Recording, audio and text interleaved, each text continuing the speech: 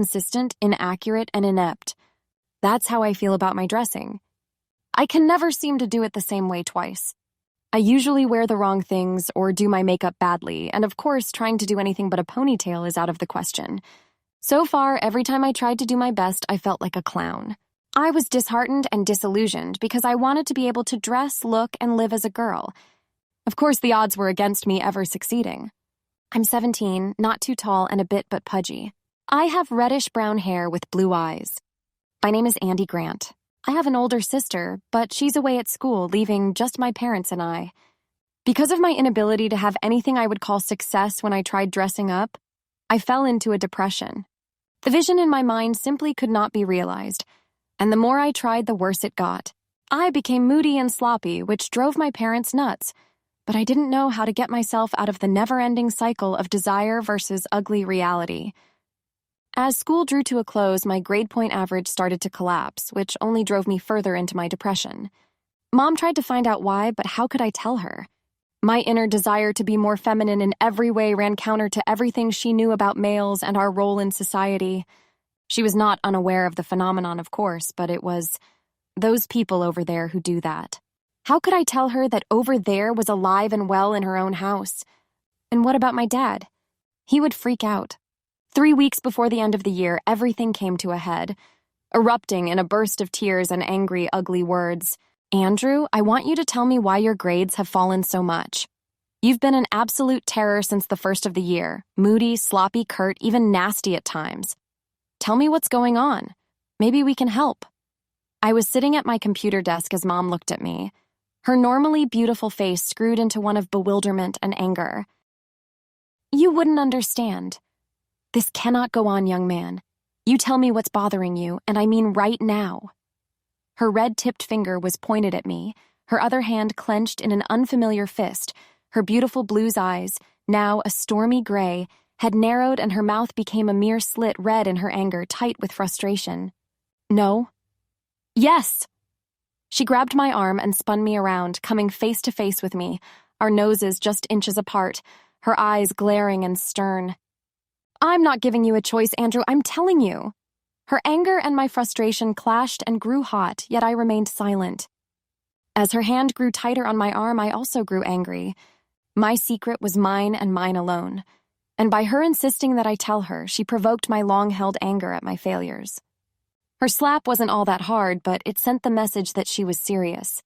In a fit of anger and stupidity, I blurted it out. Okay, you want to know? Well, I want to be a girl. Those few words shocked her so much that she flopped down on the bed, her eyes widening as she stared at me. Silence reigned as we glared at each other, both of us lost in the implications of what I had said. My self-imposed silence was broken, shattering my self-esteem even as I held my head up in prideful anger. Mom sat there silent as she stared at me, her face still showing the shock of what I had said. For what seemed like hours, all we did was look at each other, until she suddenly stood up. We'll talk about this after I think about it some more, Andrew, but in the meantime, I want this crabby attitude of yours to stop. Understand? I nodded my head yes, and she went to the door, opened it, started to walk out, then stopped and turned to face me. I'll bet you would be quite pretty all fixed up, right, Andrew? Then she left. On that note, I sank deeper into the chair. My foolish, angry outburst had let her in on my secret, leaving me open to ridicule and possibly worse from my father. The tears started to swell in my eyes, dripping down my cheeks until at last the floodgates opened and I started sobbing. I was unable to face the truth, scared that my desire, so well hidden for so long, was now in the open. I could only guess what would happen next. I lay on my bed for a long time, trying to reconcile myself to a sure and certain punishment of some kind. Dad was a man that, while unbending in so many ways, was not an intolerant man about minorities, but this was in his own house, his own son this time. I knew what his view of what I wanted would be. He would never understand me and probably not even try. My best hope was that he would stay silent about my revelation, a kind of tacit approval. Just before he came home, Mom came to my room and sat on the bed next to me. It's been hard to hide a secret like this, hasn't it? I nodded my head as I felt her hand on my back, gently rubbing back and forth. I'll bet that you never get it right. Would you like to try again? I'll help you. I stayed silent while my mind tried to absorb and make sense of what she had said. Well, do you? My mind screamed yes while I stayed silent. I do have some experience, you know. Of course she did. I started to giggle, a nervous giggle that turned into another round of sobbing. Embarrassed at my lack of control, I said nothing. I'll take that as a yes. We'll see what we can do to make you into a girl. Her weight left the bed, then her footsteps sounded as she walked out, closing the door behind herself. Nothing was said at dinner that night, all seemed normal, and afterwards I went to my room. I tried to sleep, but visions of my mother laughing at me kept haunting my dreams. By the morning I was still tired after a restless night, yet also excited. Mom came in and told me that Saturday would be the day. The bigger question was, how would this all end? I could only hope for the best. Mom, my name is Audrey Grant. I'm Andy's mother. His revelation yesterday shocked me right to the core, making me lay awake that night as I went over every single day of his life, trying to figure out what I did wrong. I grew up in the 70s, so I knew about people that wore the clothes of the other sex, of course, and I had even met a few. But this was my son. Not once, not even at Halloween, did he ever express any desire to dress as a girl. So why now? Had he managed to keep his secret even back then?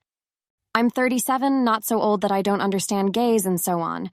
I went to school with a boy that said he was gay. Then he seemed okay and I accepted him. So why do I feel so ashamed that Andy told me he wants to be a girl? I mean, it's only clothing, right? He was right about his father, though. Bill won't have a clue and won't try to get one either. As a plumber, he works with his hands in a good profession. But he grew up poor and never had the chance to meet anyone that wasn't just like him. He had hoped that Andy would follow him into the trade, but it has been obvious for quite a while that Andy had no inclination that way. He wants to be a writer. I slept badly that night as I wondered how I could get Andy to open up to me, maybe let me help him. But the specter of his father in a rage loomed when my mind drifted to a vision of Andy all dressed up. Andy is like his sister Beth in many ways, same eye color, same pudgy body. About the same height, Andy even has hair that went down his back, just like Beth. I had to find a way to tell Bill and make him understand what had to be done. Andy is on the verge of some kind of breakdown, and if dressing as a girl even once relieves the stress on him, then I have to find a way to help Andy and get his father's blessing. I'm Bill, Andy's dad. When Audrey told me what Andy wanted to do, I'll admit that my first reaction was to beat my son until he couldn't stand up, before I calmed down, that is.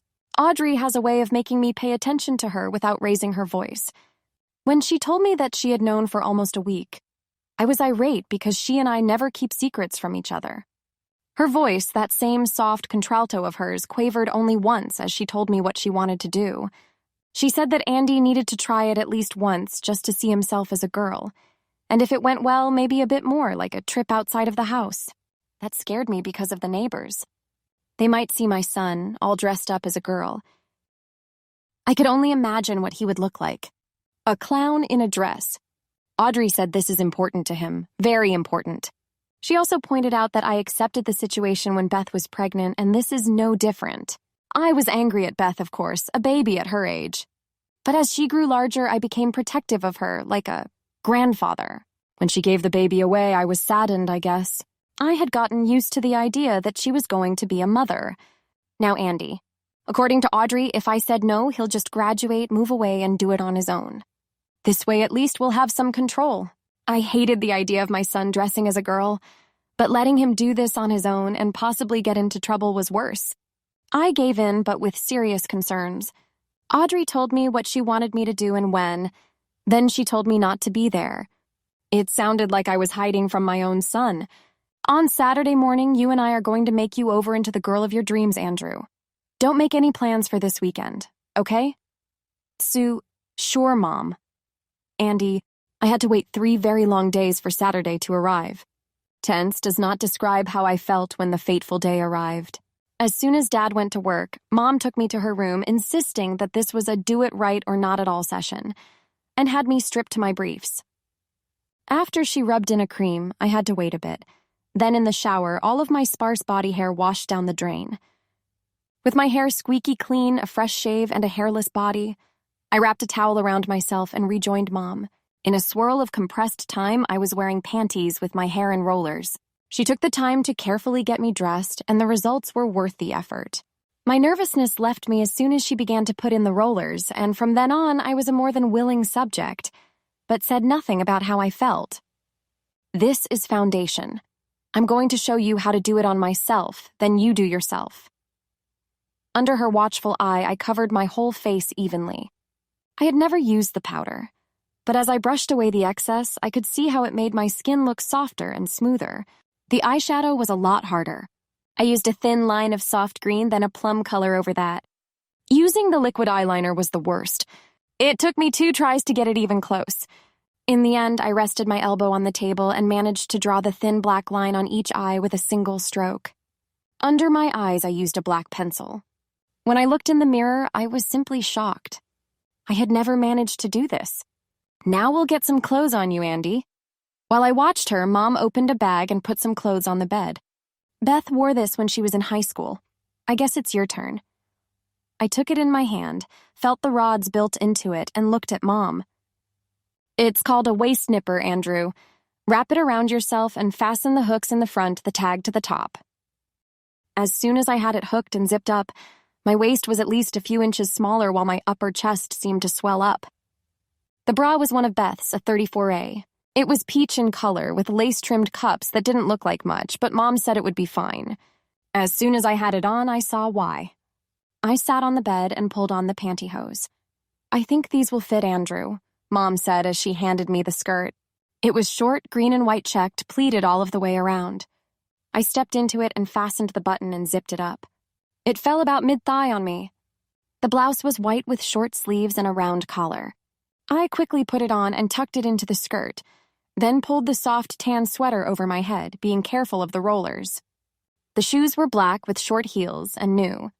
I bought them for you the other day. I hope they fit. They did. It was my first time in heels, yet I had no trouble walking or standing in them at all. Now we do your hair and finish your makeup. I sat as Mom began to take the rollers out. My hair is quite long, so Mom did it like Beth wears her hair.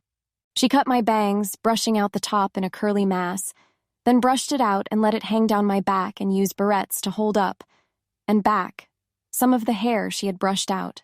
When she was done, she handed me a blusher, then a soft red lipstick. Gold clip-on earrings, a gold bracelet and necklace. I think you can see the whole girl now, Andrew. Stand over here. Allowed at last to look in the full mirror, I was shocked. From the top of my head down to my pointy heels, there was no sign that I was male. 2 hours it had taken. From the hair removal to makeup and hair then, the clothes. Peach panties and bra. The pantyhose that made my legs look so long and sexy, the short skirt. In all of the times that I have been secretly dressing up, at last I had the chance to go all of the way, not just hair, makeup, or the occasional effort to slip on a dress. Everything I have on is Beth's, but all of the clothes fit me reasonably well. I was right, you do make a pretty girl, Andrew. It was all I could do to tear myself away from the mirror and look at her. I'm 5'7", with soft reddish hair that sweeps well past my shoulders, the curls held back on the sides with barrettes, bangs that fall to my eyebrows. My face is small, oval in shape with eyes now almond-shaped, accented by the black eyeliner. Whenever I spin around, the skirt flares out, revealing long, nylon-clad legs. All at once, I felt the relief I always wanted. The girl in the mirror was the girl I always wanted to be. She was, to me anyway, beautiful beyond words. Not a clown in any sense, this girl was the proverbial girl next door. And I was the girl. I was unable to stop looking in the mirror, my grin plastered on my face like a child with a new toy, my excitement clear.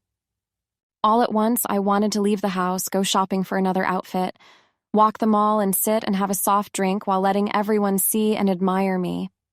But I lacked the courage.